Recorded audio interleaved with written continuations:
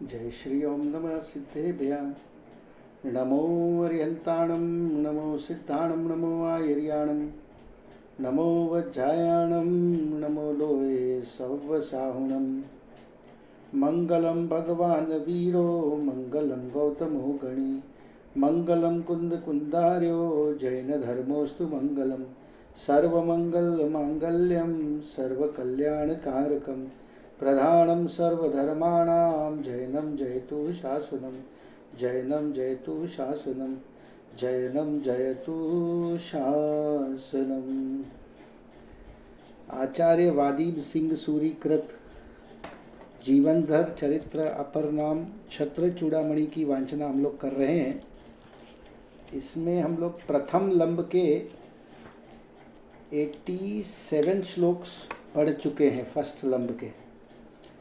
तो उसमें स्टोरी अब तक का शॉर्ट में अगर रेफरेंस हम लोग देखें तो राजा सत्येंद्र की मृत्यु हो गई। उनके मृत्यु से सभी नगरवासियों को वैराग्य हो गया और वो चिंतवन करने लगे कि कैसी पुण्य पाप की क्षणभंगुरता है, उसके बारे में विचार करने लगे। तभी अचानक रानी विजया का जो मयूराकृति वाला जो विमान था वो उसी नगर के राजपुरी नगरी के स्मशान भूमि में गिर गया या समझो उतर गया। और वहीं पर अब जो है अपने हीरो की यहाँ पे एंट्री होने वाली है। इस शास्त्र के अपने हीरो हैं जीवेंद्र कुमार, उनका यहाँ पर आज जन्म होने वाला है। उसी श्लोक से हमको आगे पढ़ना। 87 पढ़ चुके थे कल हम लोग। आत्महितैषी पाप से डरते हैं, ये 87वें श्लोक में नीति का श्लोक बताया था। अब 88वें श्लोक में जीवेंद्र कुमार का जन्म हो रहा है, ये पढ़ते हैं हम लोग। सातु मूर्छा पराधीना सूति पीड़ाम जानती मासी वै जनने सूनुम सुशैवे हंत तद्दिने। क्या कह रहे हैं? अन्वयार्थ। तदंतर खेद है उसी दिन प्रसव मास में मूर्छा के अधीन उस रानी ने प्रसूति की पीड़ा नहीं जानती हुई पुत्र को जन्म दे दिया। सरलार्थ पढ़ते हैं हम लोग।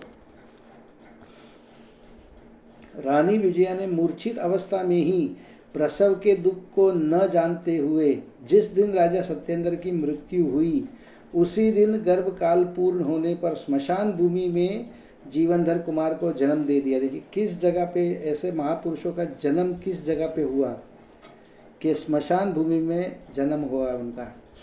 विशेषार्थ जीवनधर कुमार का जन्म स्मशान भूमि में हुआ। यह घटना हमें अनेक प्रकार का बोध देती है। पहला, जीवनधर कुमार इसी भव से मोक्ष जाने वाले हैं, महापुरुष हैं, तो भी उनका जन्म अति अपवित्र स्मशान भूमि में हुआ। अति अपवित्र स्थान है स्मशान भूमि में। यदि हम किसी मुर्दे को जलाकर आते हैं तो घर पे आके हमको स्नान करना पड़ता है और घर की किसी वस्तुओं को छू नहीं सकते, इतना अपवित्र स्थान है। ऐसे अपवित्र स्थान में जीवनधर कुमार का जन्म हुआ है। किसका? जो इसी भव से मोक्ष जाने वाले हैं। अतः जन्म के स्थान से मोक्ष प्राप्ति का कोई संबंध नहीं है, यह बात स्पष्ट हो जाती है। दूसरा, आयु कर्म शेष हो और जीव की पर्यायगत विशिष्ट योग्यता हो तो अति प्रतिकूलता में भी मनुष्य का जीवन सुरक्षित रहता है। देखिए अब जीवनधर कुमार का भी आयु शेष था, उसके साथ रानी विजया का भी आयु कर्म शेष था। तो वो विमान से उड़ के दूसरे नगर जाने की तैयारी में थे और रास्ते में विमान दुर्घटनाग्रस्त हो गया या मानो उसका उड़ना बंद हो गया और वो नीचे गिर गया या नीचे गिरा दिया या नीचे स्मशान भूमि में रानी विजया को उतार दिया। ऐसा भी नहीं हुआ कि धड़ाम से गिर गया हो नीचे और रानी विजया और उनके गर्भ में शिशु का मृत्यु हो, ऐसा भी नहीं हुआ। उसने उसको सुरक्षित ही उतार दिया। तो इससे क्या हमको समझ में आता है कि यदि अगर आयु कर्म शेष हो और जीव की पर्यायगत विशिष्ट योग्यता हो तो अति प्रतिकूलता में भी मनुष्य का जीवन सुरक्षित रहता है।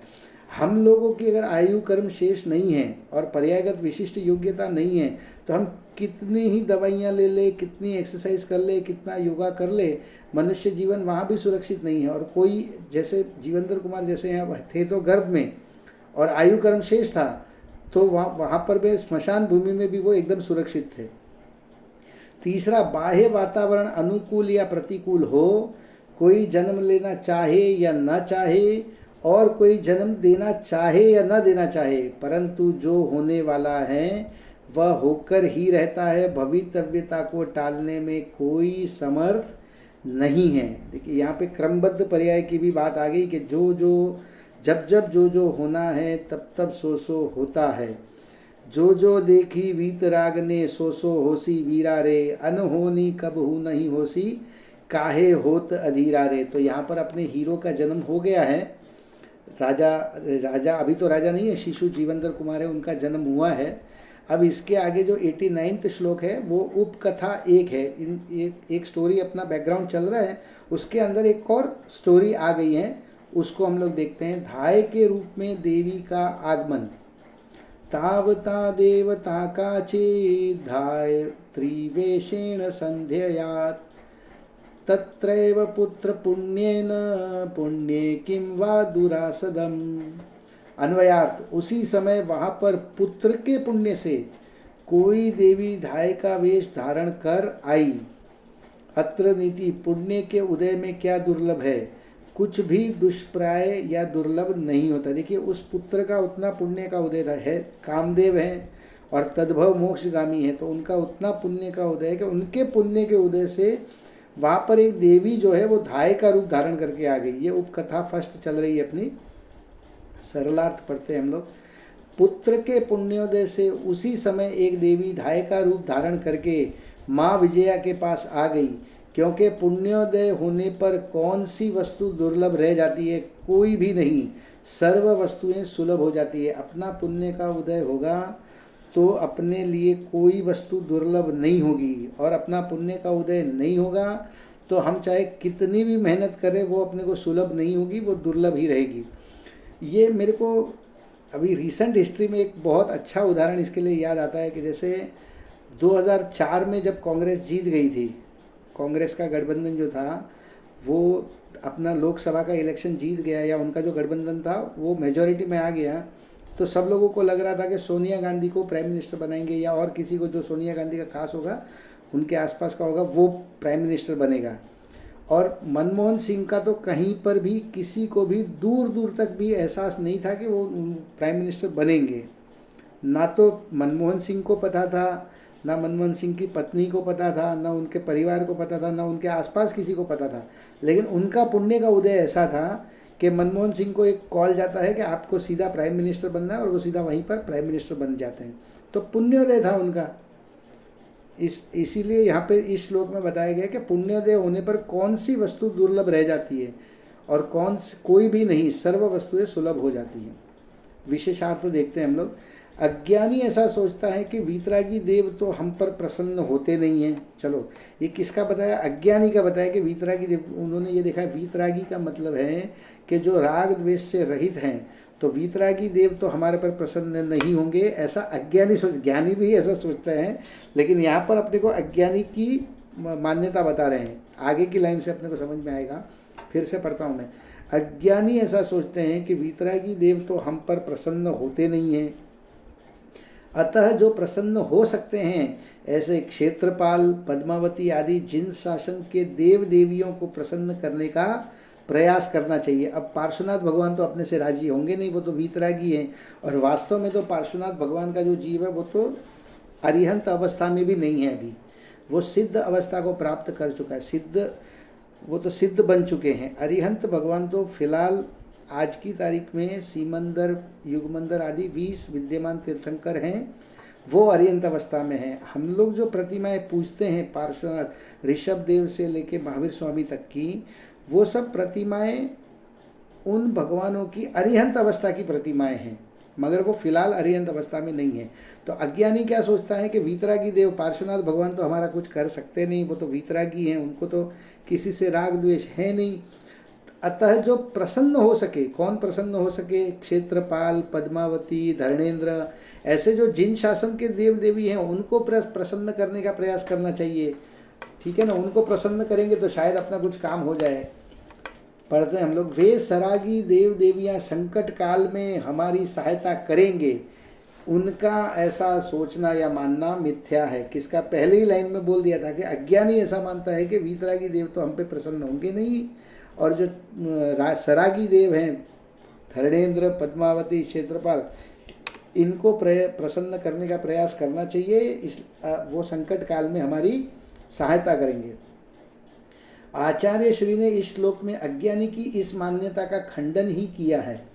अपने को तो ऐसा लग रहा है ना कि जैसे ही श्लोक पढ़ा, हम लोगों ने श्लोक का जो हेडिंग पढ़ा कि एक देवी धाय का रूप धारण करके वहाँ पे आ गई, तो अपने को लग रहा है कि नहीं उसका पुण्य का उदय है, और हो सकता है रानी विजया ने कभी देवी देवताओं को प्रसन्न करने की कोशिश की होगी, इसलिए वो देवी वहाँ पर आई है। मगर इस बात का यहाँ पे स्पष्ट कर रहे हैं कि आचार्य श्री ने इस श्लोक में अज्ञानी की इस मान्यता का खंडन किया है। कौन सी मान्यता का? कि कोई भी देव देवी, सरागी देव देवी हो, वो संकट काल में हमारी सहायता करने नहीं आएगा। जिनेंद्र भगवान के भक्त देव देवियाँ यदि हमारे पुण्य का उदय हो तो बिना बुलाए स्वयमेव ही आकर सहायता करते हैं। देखो, यहाँ माँ विजया और जीवेंद्र कुमार की सहायता देवी ने स्वयं ही आकर की है ना। चलिए हम ये बात मान सकते हैं कि रानी विजया ने कभी कोई ना कोई आशा से, किसी इच्छा से देव देवी की पूजा की होगी या उनको प्रसन्न करने का प्रयास किया होगा, मगर जीवेंद्र कुमार तो तत्काल जन्मे शिशु हैं, उन्होंने तो कोई पूजा अर्चना नहीं की, फिर भी वो देवी धाय का रूप धारण करके आई। और पहले ही बता दिया कि जीवेंद्र कुमार, उस पुत्र के पुण्योदय के उदय से वो देवी आई है। देवगति के देव हमारे साधर्मी अवश्य हैं, क्योंकि हम भी वीतरागी भगवान के उपासक हैं और वे भी उन्हीं वीतरागी भगवंतों के उपासक हैं। हम भी जिनेंद्र भगवान को मानते हैं और धरणेन्द्र, पद्मावती आदि वे भी उन्हीं जिनेंद्र भगवान को मानते हैं, उसी अवस्था में, उसी रूप में मानते हैं जिस तरह से हम मानते हैं, इसलिए वे हमारे साधर्मी आवश्यक हैं। ठीक है, अतः साधर्मी को साधर्मी पर उपकार करने का भाव आता ही है। रागी द्वेषी कोई भी देव देवियां हमारे लिए वंदनीय पूजनीय नहीं है। देव देवियों का उल्लेख न तो णमकार मंत्र में है और न ही चत्तारी दंडक में है। विशेष स्पष्टीकरण के लिए मोक्ष मार्ग प्रकाशक का अध्याय 6 पृष्ठ 173 तथा कार्तिकेय अनुप्रेक्षा की गाथा क्रमांक 31 और 320 को देखें। क्या बता रहे हैं यहाँ पे कि साधर्मी जीव है, हम भी जैन हैं और दूसरे जैन बंधु होंगे तो हमको उनकी सेवा करने का या उनका कोई हेल्प करने का हमको भाव ज़रूर आएगा, मगर जो रागी द्वेषी देव हैं वे हमारे लिए वंदनीय पूजनीय किसी भी कीमत पर नहीं है, क्योंकि वो भी हमारी तरह सरागी हैं और संसारी हैं। वो भी राग सहित हैं और संसार में परिभ्रमण कर रहे हैं। हम भी राग सहित हैं और संसार में परिभ्रमण कर रहे हैं, इसलिए हमारी और उनकी एक तरह से समानता हुई। वो हमारे से ऊंचे नहीं हुए, और विशिष्ट तो आपको बताऊं तो हकीकत में वो अपने से ऊंचे नहीं हैं, वो अपने से नीचे हैं, क्योंकि मनुष्य पर्याय ऐसी है जिसमें आप संयम धारण करके आपके मोक्ष मार्ग की शुरुआत कर सकते हैं, और भव का भ्रमण मिटाने का जो रास्ता है वो सिर्फ और सिर्फ मनुष्य पर्याय में है। देव पर्याय में आप संयम भी धारण नहीं कर सकते। देव तो जब जिनेंद्र भगवान दीक्षा लेते हैं, तीर्थंकर का जीव जब दीक्षा लेता है और उनकी पालकी उठाने का समय आता है, तो उस समय जो इंद्र वगैरह वो हाथ जोड़कर मनुष्यों से रिक्वेस्ट करते हैं कि हमारा सारा वैभव ले लो, मगर कुछ पल के लिए हमको ये मनुष्य भव दे दो ताकि हम भी संयम धारण कर सकें, हम भी जिनेंद्र भगवान की पालकी को उठा सकें। इस तरह का रिक्वेस्ट इंद्र सरीखे देव भी मनुष्यों के आगे हाथ जोड़कर ऐसी रिक्वेस्ट करते हैं। तो वो अपने से नीचे हैं, लेकिन उस बात को छोड़ दीजिए नीचे हैं कि ऊपर हैं, वो हमारे समान ही हैं, इसलिए वो हमारे वंदनीय पूजनीय नहीं हैं। देव देवियों का उल्लेख न तो नमोकार मंत्र में आता है और ना ही चत्तारी दंडक, जो चत्तारी मंगलम हम लोग बोलते हैं, उसमें भी किसी देवी देवता का उल्लेख नहीं आता। अगला श्लोक देखते हैं हम लोग 90 नंबर का। हित चिंतकों के सानिध्य में दुख बढ़ता है। देखिए क्या बता रहे, ताम पश्यन्त्या अभूत्य उद्वेलः शोक सागरः सान्निध्यो हि स्वबंधु ना दुख मस्तकम भवेत्। अन्वयार्थ, उसको देखकर, किसको देखकर? उस देवी को जो धाय के रूप में आई है उसको देखकर, उसके लिए रानी विजया के लिए तो वो धाय ही थी, वो तो देवी थी नहीं, रानी विजय को तो पता नहीं था। उसको देखकर रानी का शोक रूपी सागर उमड़ पड़ा और बढ़ गया। अत्र नीति निश्चय से अपने बंधुओं के निकट होने पर दुख पूर्व से अत्यंत अधिक हो जाता है। देखिए, हम अगर अकेले हैं और हम पर कोई विपदा हो तो ठीक है, अपने को थोड़ा सा दुख होता है, लेकिन जैसे ही हम किसी अपने को देखते हैं, अपने सामने देखते हैं, तो अपना जो दुख है वो और बढ़ जाता है, अपने आंखों से आंसू बहने लग जाते हैं। इसमें यह ये बताना चाह रहा है। सरलार्थ, धाय माता के वेश में देवी को देखते ही माँ विजया का दुख रूपी समुद्र उमड़ पड़ा और दुख अतिशय बढ़ गया, क्योंकि हित चिंतकों की समीपता होने पर दुख बढ़ ही जाता है।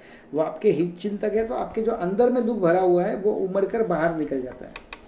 विशेषार्थ, हित चिंतकों को देखते ही दुख की अभिव्यक्ति बढ़ जाती है। ये बात बताना चाह रहे हैं यहाँ पे। दुख तो उतना ही है जितना पहले था। वो जो हित चिंतक जब नहीं भी हाजिर थे तब भी दुख उतना था, लेकिन अगर कोई है नहीं आपके सामने, आपका कोई अपना नहीं है, तो आप उसकी अभिव्यक्ति दूसरों के सामने तो कर नहीं सकते।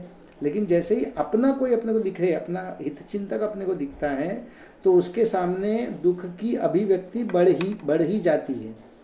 जैसे कोई बालक अकेला खेलता हो, देखिए उदाहरण दे रहे हैं यहाँ पे कि जैसे कोई बालक अकेला खेलता हो और वह खेलते खेलते स्वयं गिर जाए, थोड़ी चोट भी लगे तो रोता नहीं है, किंतु गिरते समय उसका कोई हितचिंतक माँ अथवा अन्य कोई दिखे तो नियम से वो रोने लगता है। यही प्रवृत्ति प्रौढ़ लोगों में भी देखने को मिलती है। ये बच्चे का एग्जाम्पल दिया है, लेकिन ये हर एक पर लागू होता है।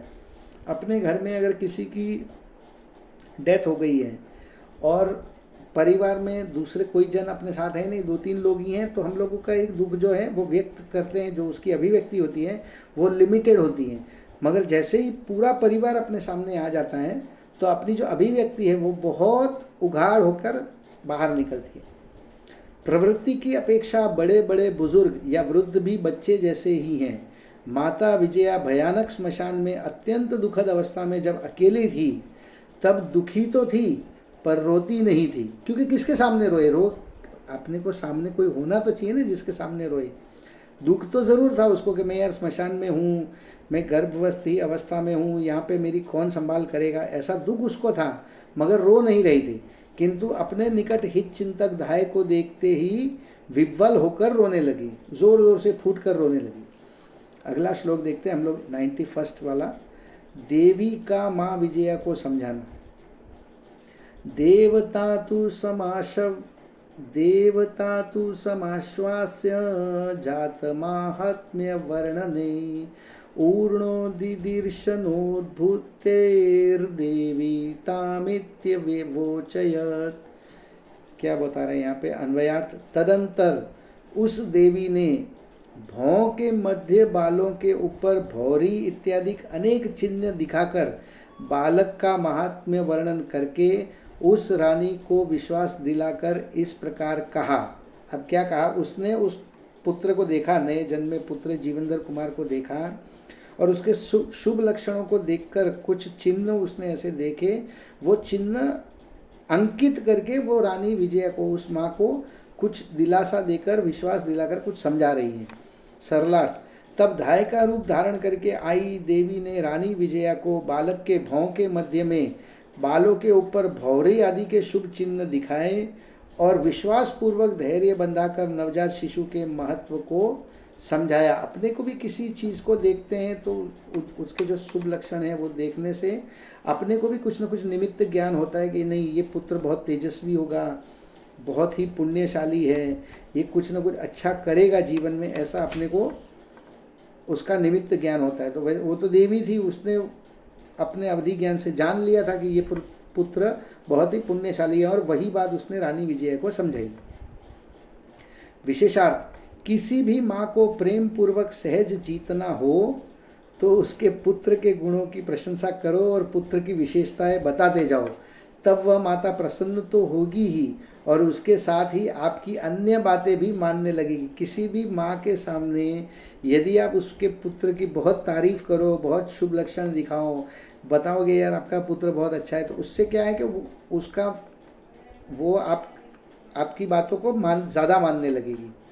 तब वो माता प्रसन्न भी होती है और आपके साथ आपकी अन्य बातें भी मानने लगती हैं।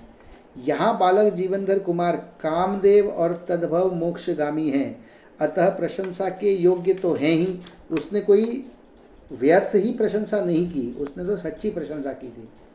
अगला श्लोक देखते हैं हम लोग 92 नंबर का। माँ विजया को देवी का आश्वासन।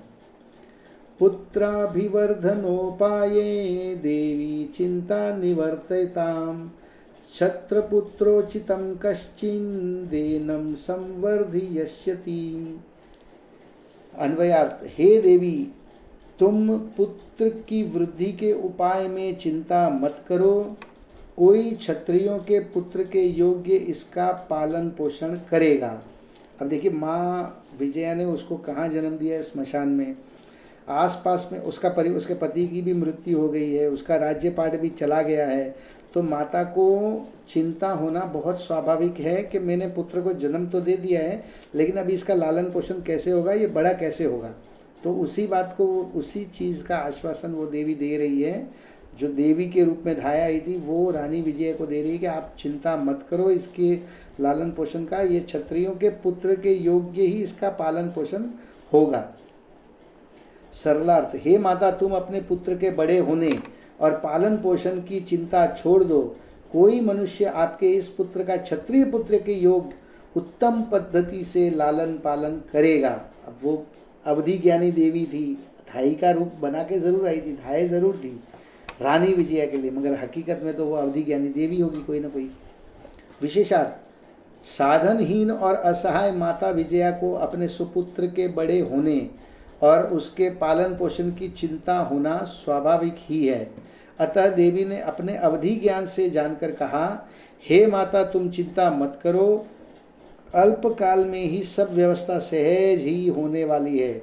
वो जो व्यवस्था है, वो उसकी व्यवस्था वो पुण्यशाली पुत्र स्वयं अपना पुण्य बांधकर यहाँ पे आया हुआ है, उसकी व्यवस्था करने की चिंता आप मत करो। अब ये उपकथा एक यहाँ पर रुकती है और उपकथा दूसरी चालू होती है कि देवी के कहते ही विशिष्ट घटना का घटित होना। जैसे ही उस देवी ने ये बात बोली, उसके बाद एक विशिष्ट घटना वहाँ पर घटी। क्या घटी वो हम लोग देखते हैं। इत्युक्ते कोपि दृष्टो भूद्वसृष्ट प्रेत सूनक्वः सूनुं सूनृत योगीन्द्र वाक्यात्र गवेशयन्।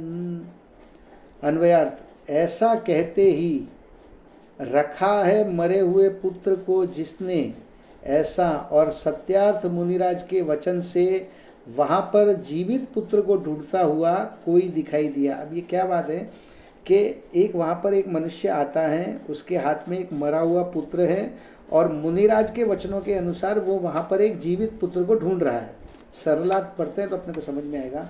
देवी का कथन पूर्ण होते ही एक मनुष्य अपने मृत पुत्र को स्मशान में एक ओर रखकर मुनिश्री के सत्य वचन पर विश्वास करके अन्य जीवित बालक को खोजने लगा।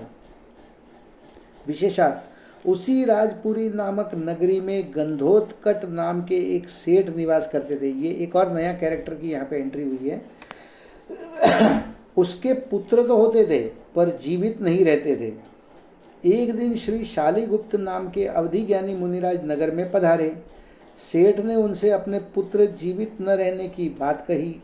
तब मुनिराज ने बताया कि अब जो पुत्र उत्पन्न होगा वह भी तत्काल मर जाएगा, किंतु उसे जब तुम स्मशान में छोड़ने जाओगे तब तुम्हें वहाँ तत्काल जन्मा एक बालक मिलेगा। उसे तुम घर ले आना और उसका लालन पालन करना।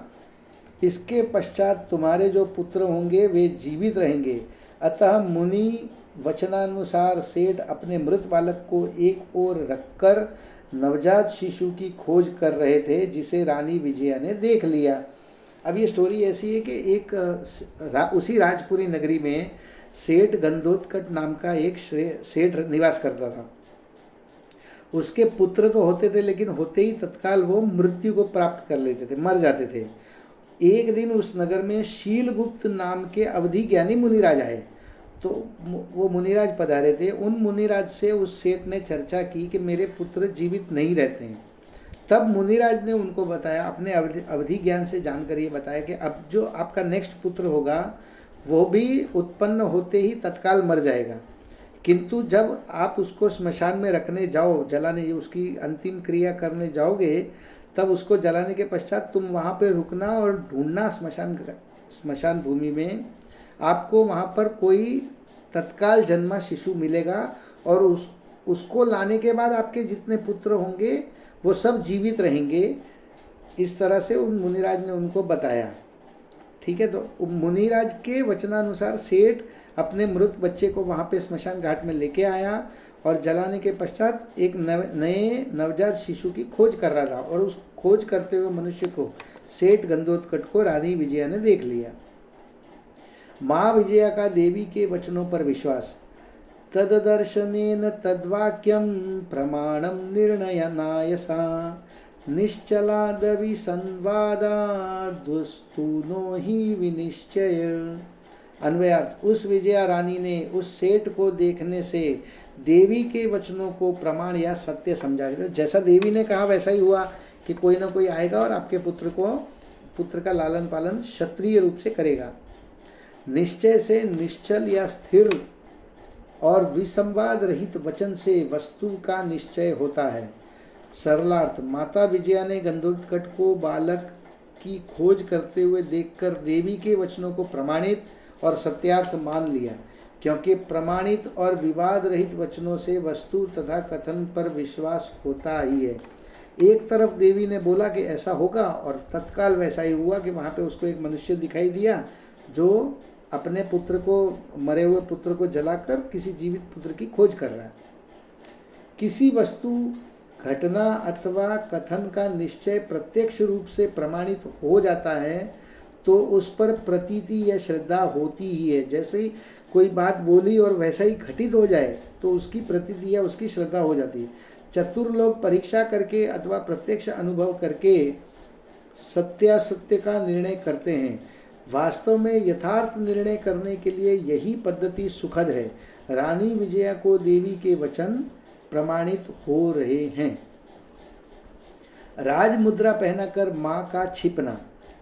ततो गत्यंतराभावा देवाता प्रेरणाच सा पितृय मुद्रयोपेत मशाशा स्यात् धार्सुतम्। तदंतर वह रानी और कोई उपाय न देखकर एवं उस देवी की प्रेरणा से पिता की मुद्रा से युक्त पुत्र को आशीर्वाद देकर छिप गई। क्या घटना घटी यहाँ पर सरलार्थ में देखते हैं हम लोग।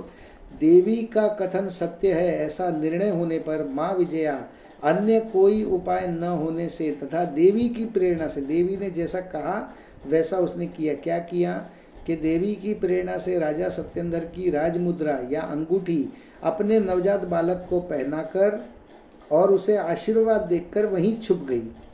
विशेषार्थ, माँ अपने तत्काल प्रसूत पुत्र को परिस्थितिवश जब छोड़ती है तो उसे होने वाला अंतरंग असह्य दुख को वह स्वयं ही जान सकती है।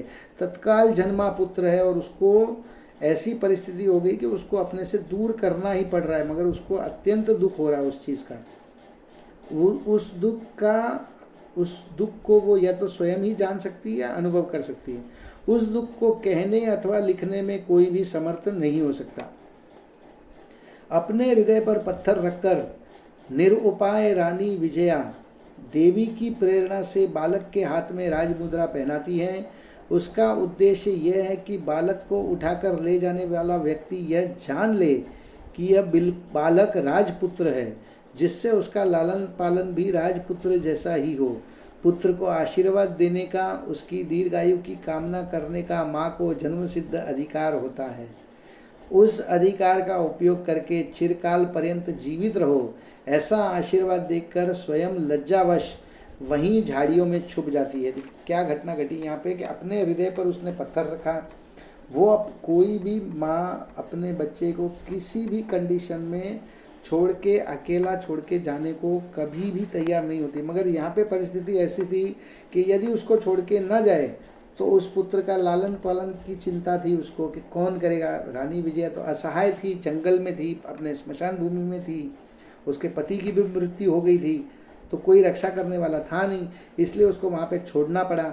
छोड़ते समय उसने अपने पति की राज मुद्रा या कहे तो अंगूठी उस बालक की मुट्ठी में बांध दी, ताकि जो भी उसको लेके जाएगा, जो भी व्यक्ति उस पुत्र को लेके जाएगा, उसको ये बात पता चले कि ये बालक जो है वो राजपुत्र है और उसका लालन पालन भी राजपुत्र की तरह ही हो। फिर पुत्र को उसने आशीर्वाद दिया।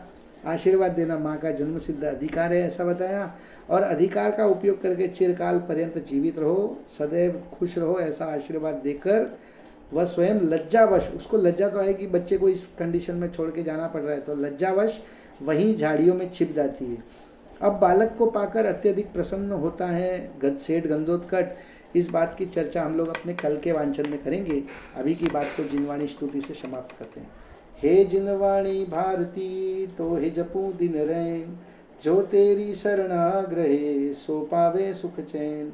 जावाणी के ज्ञान ते सूझे लोकालोक, सो वाणी मस्तक नमू सदा देत हूँ ढोक, सदा देत हूँ ढोक। जय जिनेन्द्र।